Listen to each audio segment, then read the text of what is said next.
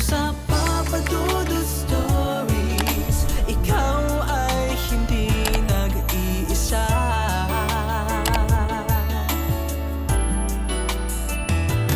Dito sa Papa Dudut Stories, may nagmamahal sa'yo. Papa Dudut Stories, Papa Dudut Stories. Hi and good evening sa inyo, Papa Dudut, at sa lahat ng mga bumubuo ng inyong napakagandang programa. Tawagin niyo na lamang po ako bilang Danica, taga Muntinlupa City at isang negosyante. Matagal niyo na po akong listener at subscriber sa inyong channel at ngayon lang talaga ako nagkaroon ng lakas ng loob para sumulat sa inyong programa. Sa edad na 19 ay nahiwalay ako sa aking unang kinakasama kung saan ay nagkaanak kami ng dalawa.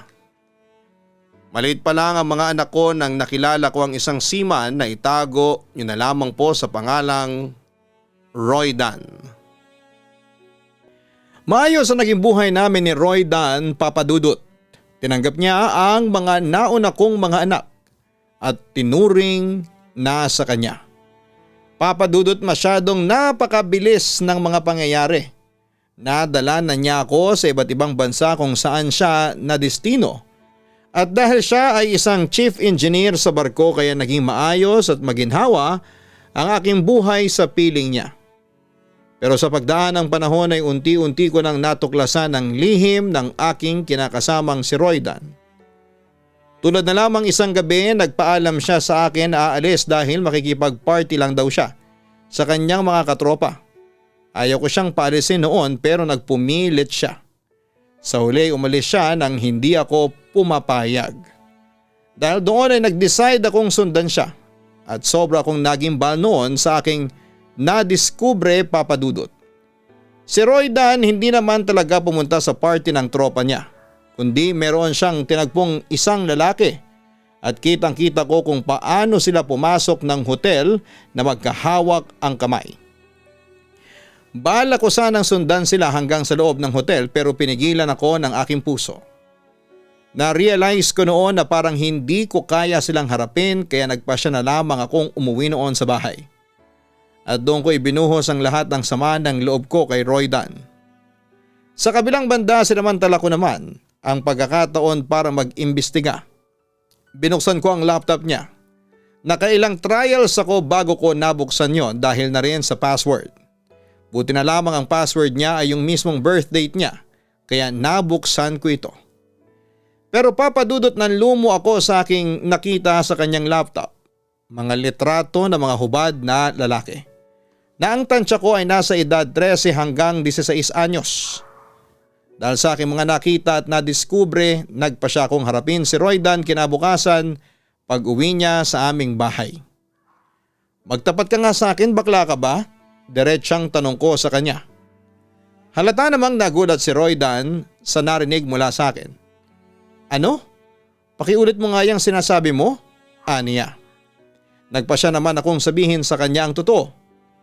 Nabuksan ko yung laptop mo at nakita kong marami kang litrato ng mga nakahubad na kabataang lalaki. Bakit ka may ganun? Ano yun? Pinagpapantasyahan mo? Hindi naman nakakibo si Roy Dan. Mukhang nag-isip pa siya nang ia-alibay sa akin. Kagabi sinundan kita. Hindi ka pumunta sa party ng mga katropa mo. May kinasama ka kagabi at nag-check-in kayo sa hotel. Ngayon Roy Dan, sabihin mo sa akin. Anong ginawa ninyo ng lalaking yun? Confront ako sa kanya. Okay fine, aaminin ko na sa iyo. Isa akong bisexual. Pag-amin ni Roy Dan sa akin. Hindi na ako nagulat sa mga revelasyong yon. Patawarin mo ko kung hindi ko kagad sinabi sa iyo na ganito ako, Danica. Mahal kita, hindi ako bakla. Nagkakagusto ako sa mga babae. Pero hindi ko maiwasang mahumaling sa mga kabataang lalaki. Pagpapatuloy pa niya. Menor de edad ba yung kasama mo kagabi? Tumango lamang siya bilang sagot sa akin. Hindi ko akalain na magagawa mong pagtaksilan ako, Roy Dan. Akala ko mahal mo ko. Akala ko ako lang ang nasa puso mo. Mali pala ako dahil ang magiging karibal ko pala sa puso mo ay kapwa mo pala lalaki. Naiiyak kong sabi sa kanya.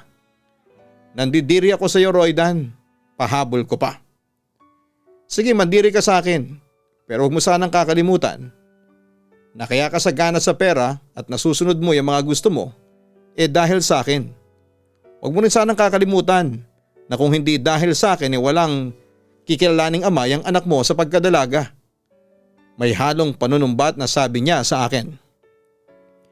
Nagpantig naman ang aking tenga, Papa Dudut, sa mga narinig ko mula sa kanya. Huwag mong isumbat yan sa akin.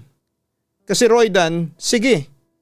Sabihin na nating sagana nga ako sa pera nang dahil sa'yo. Pero Roydan, sobra-sobra namang sakit yung binigay mo sa akin. Pinagtaksilan mo ako. Pinagtaksilan mo ang asawa mo, ang sabi ko. Papa Dudut, walang araw na hindi kami nag-away tungkol sa kanyang pagiging bisexual at sa mga sexcapades na ginagawa niya. Ako kasi yung tipikal na asawa na talagang aalamin ko kung ano ang milagrong ginagawa ng asawa niya. Papa Dudut, nahok si Roydan sa mga menor de edad na lalaki at simula noong madiskubre ko yon, ay lantaran na niyang ginagawa yon sa akin. Samantala bukod sa pag-aaway ay madalas ding maglaya si Roydan sa bahay. Papa Dudut, oo, maaring sagana ako sa pera at sa lahat ng mga material na bagay, pero masasabi kong naging malungkot ang buhay ko dahil pakiramdam ko nababastos na ang pagkababae ko sa mga ginagawa ni Roydan. Hanggang isang araw ay kinausap ako ni Roydan tungkol sa aming relasyon. Nakukonsensya na ako sa mga ginagawa ko at nakikita ko. Ayaw man kitang saktan pero Danica, alam mo naman kung sino ako, hindi ba? Hindi na ako masaya. Iba ang puso ko. Iba ang hinahanap-hanap ng katawan ko at hindi ikaw yon. At kahit na sinong babae, Danica, lalaki ang hanap ko. Oo, mahal kita pero hindi ko kayang ibigay sa iyo ang klase ng pagmamahal na gusto mo. Pag-amin niya sa akin. Nakaramdam naman ako ng labis na pagkalungkot sa sinabi niya sa akin. Pagkatapos ng lahat ng pinagsamahan natin, pagkatapos ng mga ginawa ko para sa iyo iiwan mo lang ako at ipagpapalit sa mga uhuging batang lalaki na yon, ang sabi ko habang umiiyak. Danica, silang hinahanap ng katawan ko. Wala akong magagawa doon. Hindi ko kayang pigilan ang sarili ko. Yun ang katotohanang sumampal sa pagkababae ko, Papa Dudut. Pwede mong pigilan ang sarili mo kung gugustuhin mo. Katwiran ko naman. Na agad niyang tinutulan. Kaso hindi nga pwede. Lalaki ang gusto ko at hindi kapwa mo babae. Palayain na natin ang isa't isa, Danica. Hindi naman ako nakakibo sa mga narinig ko mula sa kanya. Nanatili lamang akong umiiyak habang sakit na noon ang puso ko. Hindi ka magiging maligaya sa akin. Masasaktan ka lang sa akin, Danica. Hanggat kasama mo ako, hindi ka titigil sa pag-iyak. Danica, maawa ka sa sarili mo. Pangungumbinsi pa niya sa akin. Pero mahal kasi kita, naibulalas ko naman sa kanya. Alam ko, pero bago mo ako mahalin, mahalin mo muna ang sarili mo. Nasasaktan ka na, aping-api ka na. Nababastos ka na ng mga dahil sa ginagawa ko. Sa kabila noon mahal mo pa rin ako? Danica, gumising ka na. Hindi ako yung lalaki nararapat para sa iyo. Pagtatapos pa ni Roydan. Papa Dudut, wala akong choice noon kundi ang hiwalayan na si Roydan. Agad itong nalaman ng pamilya ko at nangihinayang sila sa nabalitaan nila. Hindi ko naman magawang sabihin ang tunay na dahilan ng paghihiwalay namin kasi ayaw ko namang masira si Roydan sa ibang tao. Kaya pagkatapos ng hiwalayan namin ay sinubukan ko kaagad na mag-move on. Binaling ko sa iba ang aking atensyon. Nagpa siya akong magkaroon ng nightlife. Doon ko na lamang kasi binubuhos ang lahat ng sama ng loob ko kay Roydan. Iniiwan ko na lamang sa kasambahay ang mga anak ko. Samantala sa pagkakaroon ko ng nightlife, nakilala ko si Mario. Aaminin kong agad niyang nahuli ang loob ko, Papa Dudut. Mabilis ang mga pangyayari. Una, naging magkaibigan kami. Hanggang sa paglipas ng 8 buwan, na-realize ko na lamang na mahal na namin ang isa't isa. At bago matapos ang taon ay bigla kaming nagpakasal sa huwes. Nakalimutan ko kagad si Roydan dahil kay Mario. Oo, Papa Dudut, naging mabilis talaga ang lahat. Pero kampante kami noon na si Mario na talaga ang lalaking gusto kong makasama sa panghabang buhay. Yun nga lang, Papa Dudut, hindi matanggap ng pamilya ko si Mario. Dahil para sa kanila ay si Roydan ang magaling. Si Roydan ang mapera kaya't nararapat lang na siya ang mapangasawa ko. Pero kahit naabot langit ang pagtutol ng mga magulang at kaanak ko, ay pinaglaban ko pa rin si Mario. Oo, maaring hindi siya kasing yaman ni Roydan, pero kay Mario ko nakikita ang hinahanap ko sa isang lalaki. At higit sa lahat ay hindi nababastos ang pagkababae ko, hindi tulad ni Roydan na lantaran kung mangaliwa sa akin. Papa Dudut, tumagal ang relasyon namin ni Mario. Nagkaanak din kami ng isang batang lalaki. Yun nga lang ay hindi naging madali ang buhay namin, nabaong kami sa utang ni Mario dahil sa hirap ng buhay. Ibang-iba ito sa naging buhay ko kay Roydan na sunod ako sa layaw. Ano ba yan? Patahimikin mo nga yung anak mo, oh. Ang sakit sa tenga. Reklamo sa akin ni Mario isang araw habang umiiyak ang anak namin na noon ay 8 buwang gulang pa lamang. E paano hindi iiyak ang anak natin? Nagugutom na. Katwiran ko. Ginawa ko naman kasi ang lahat ng paraan para mapatahan ang bata pero hindi ako nagtagumpay. Nagpasya nga akong painumin ng alang ng ang anak namin. Pero hindi yon sumasapat. Kailangan talaga ng sanggol ng tunay na gatas. E di gumawa ka ng paraan. Naiirita ang wika ni Mario sa akin. Mario, ginawa ko ng lahat ng klaseng paraan para umahon sa hirap ng buhay natin. Pero ano? Hindi mo ako tinutulungan. Wala kang ginagawa para sa pamilya natin. Yun naman ang sagot ko sa kanya. Mukhang nagpantig naman ang tenga ni Mario sa sinabi kong yon. Anong sabi mo? Wala akong ginagawa para sa pamilya natin? Eh, di ba wala ka naman talagang ginagawa? Kasi kung may ginagawa ka, matagal na tayong nakahon sa hirap. Hindi tayo baon sa mga utang at nakakakain tayo ng maayos. At nabibilhan natin ng gatas ang bata. Balik ko naman sa kanya. Yan kasi ang hirap sa inyo. Lahat kayo ay umaasa sa akin. Naibulalas niya sa harapan ko na para bang kasalanan pa namin ng mga anak ko kaya naghihirap kami. Mario, wag mong sabihin yan. Tumutulong naman ako sa iyo, hindi ba? At saka bakit kaya hindi mo itanong mismo yan sa sarili mo? Bakit tayo naghihirap? Balik ko sa kanya. Pinapalabas mo pa na kasalanan ko ang lahat? Kumpronta niya sa akin. Bakit hindi nga ba? Balik ko. Wag mo kong sisihin, Danica, kung bakit tayo naghihirap. Ang sisihin mo, yang mga anak mo sa ibang lalaki. Mga pabigat sila sa akin. Natigilan ako sa sinabing yon ni Mario. Oo, may anak ako kay Roydan pero hindi ko naman yon ipapaasa sa kanya. Siya ang kusang tumanggap ng responsibilidad sa anak ko sa ibang lalaki. Anong sabi mo? Pabigat ang mga anak ko? Eh kung ganun pala, bakit mo pa ako pinakasalan? Akala ko ba mahal mo ako? Akala ko ba itanggap mo ang mga anak ko? Yun pala hindi mo pala sila tanggap. Galit na balik ko sa kanya. Yun nga nagsisisi na nga ako ngayon. Balik naman niya sa akin. Sana pala, sinabi mo sa akin kaagad nang sa ganun hindi na ako nagpakasal pa sa'yo. Naibulalas ko sa sobrang galit. At sino yung pakakasalan mo? Yung bakla mong ex-husband? May pagkasarkastikong tanong niya sa akin. Alam mo Mario, ngayon ko lang na-realize na malaki talaga ang pagkakaiba ninyong dalawa ni Roydan. Siguro nga ganun siya.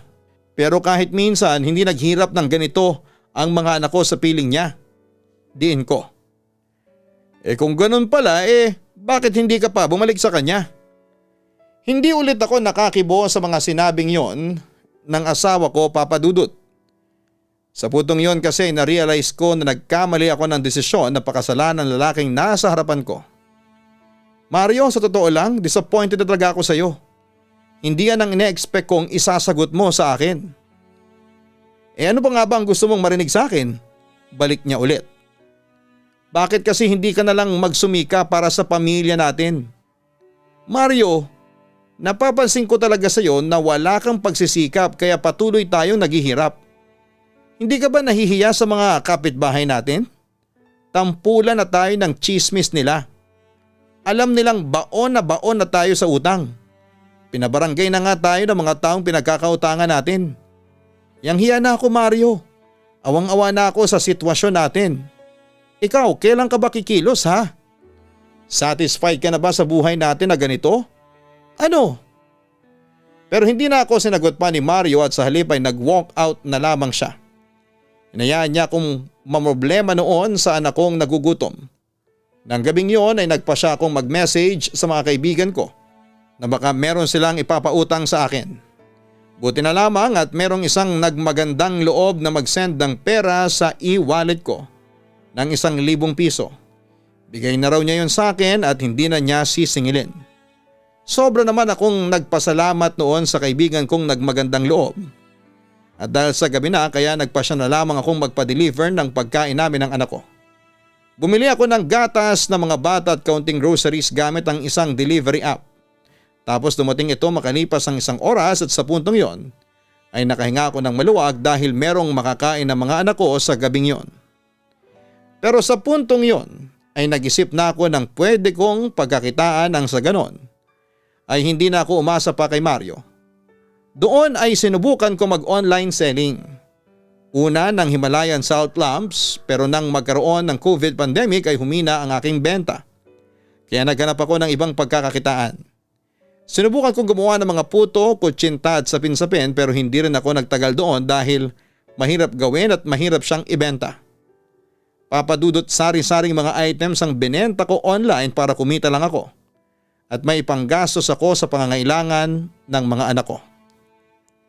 Samantala nagpatuloy sa pagpapabaya si Mario sa amin hanggang sa mabaon na kami sa utang. Dahil dito ay naging sentro na kami ng chismis ng mga kapitbahay namin. Sinikap ko naman na gawa ng paraan ng mga utang namin at sa pamamagitan ng online selling ay unti-unti ko nabayaran ng mga utang namin. Pero papadudot habang abala ko noon sa paghahanap buhay, bigla na lamang akong kinausap ni Mario isang araw. Gusto na niyang makipaghiwalay sa akin. Hayop ka? Ang lakas naman ang loob mong sabihin niyan sa akin? Galit na wika ko sa kanya. Hindi ko na kasi kaya pa, Danica. Ayaw ko na ng ganito. Suko na ako. Pagod na ako sa kakasuporta sa inyo. Hindi ko kayo kayang buhayin kaya binabalik ko na kayo kay Roy Dan. Katwiran niya sa akin. Anong akala mo sa amin ng mga anak mo? Basura? Na basta-basta mong itatapon? May pagtutol na tanong ko sa kanya. Hindi ko nga kayo kayang buhayin. Bakit ba ang hirap mong umintindi? Giit niya sa akin. Oo, hindi mo kami kayang buhayin. Pero huwag mo naman sana kaming ipamigay ng mga anak ko. Mario, nasa na ang konsensya mo, ha? Nasa na yung sinasabi mong pagmamahal sa akin sa amin ng mga anak ko? Nasa na yung mga pinangako mo sa akin nung kinasal tayo? Ang sabi ko naman sa kanya. Nagkamali ako ng pagpapakasal sa iyo. Aaminin ko, Danica, hindi kita lubos na mahal. Pagtatapat naman ni Mario sa akin. Naiyak naman ako, papadudot nang marinig ko yon. Ano? Sa hinaba-haba ng pagkasama natin hindi mo pala ako kayang mahalin? Hindi mo ko lubusang minahal? Oo. Masakit man pero yun ang totoo. Hindi kita lubos na mahal nung pinakasalan kita. At sa paglipas ng panahon, unti-unti akong nagising sa katotohanan na hindi pala ikaw ang siyang magbibigay ng kaligayahan sa buhay ko.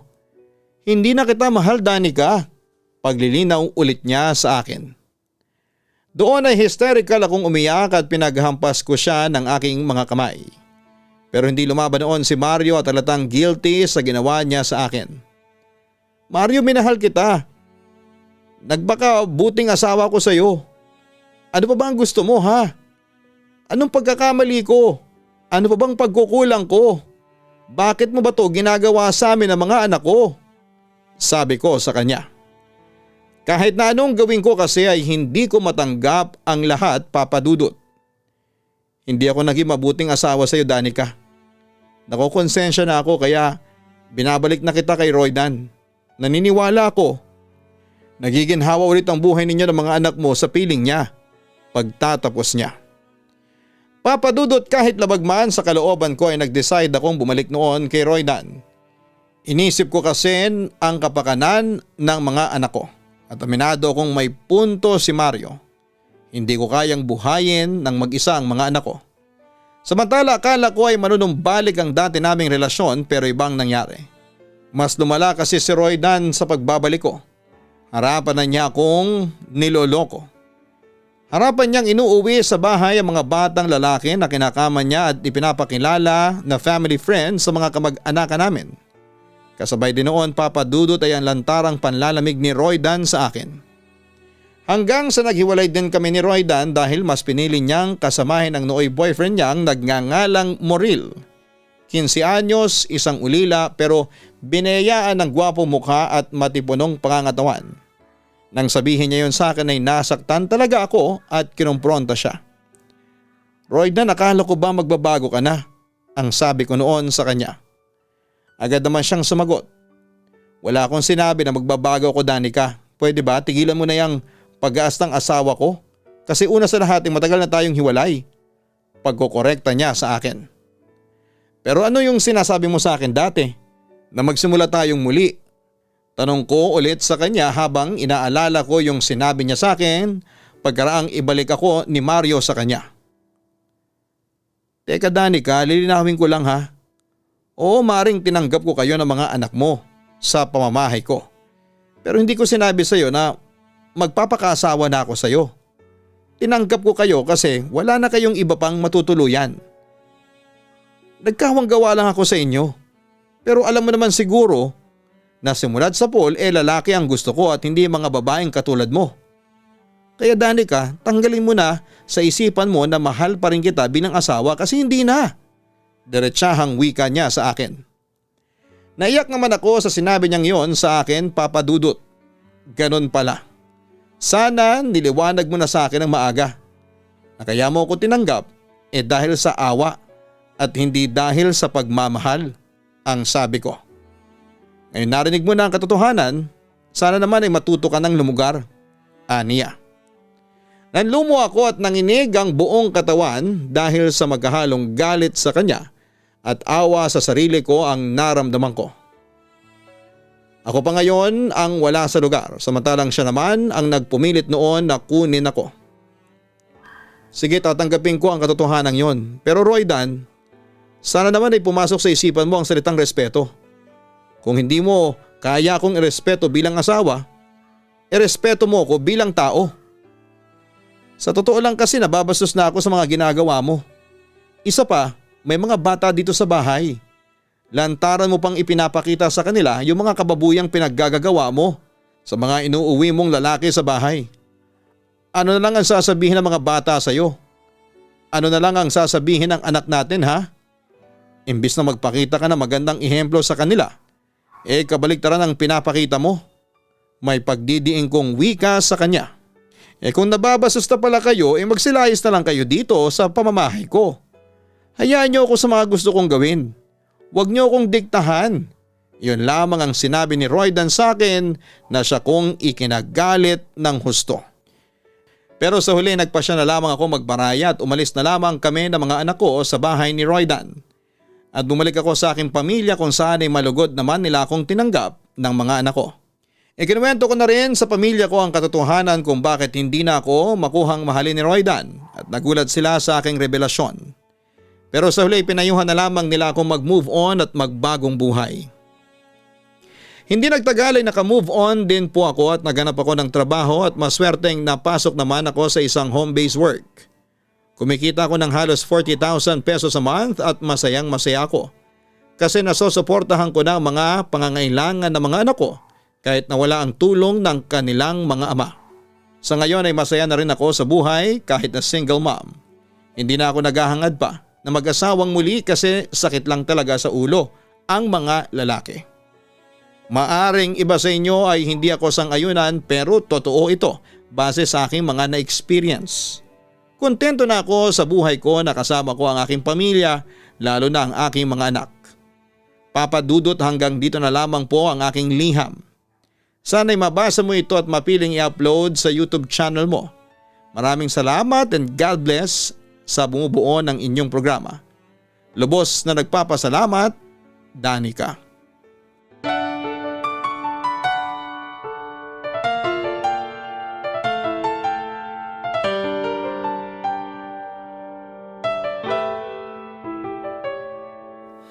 Ang buhay ay mahiwaga,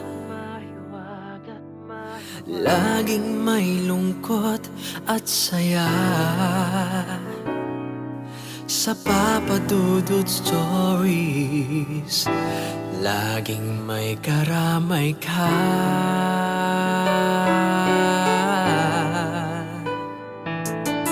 Mga problemang kay bigat, dito ay pakikinggan ka. Sa Papa Dudut Stories, kami ay iyong kasama. Dito sa Papa Dudut Stories, ikaw ay hindi nag-iisa.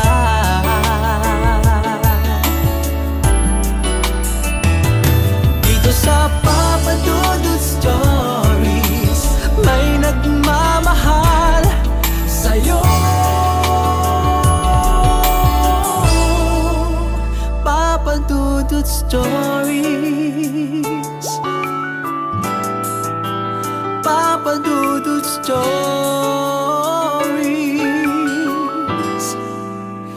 Papa Dudut Stories.